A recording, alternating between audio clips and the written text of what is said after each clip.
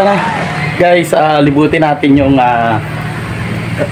yung lugar ng napakagandang resort dito sa Lakewood. Ayan. Tayo. So ayan, ganda ng place dito, talagang nakaka-relax. Ayan, mayroon pang magandang dalaga dito.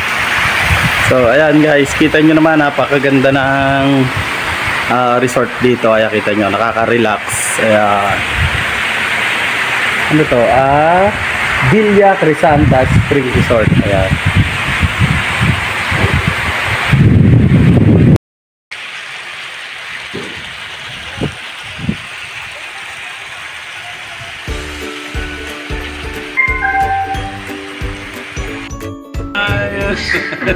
Nangingit pa yun.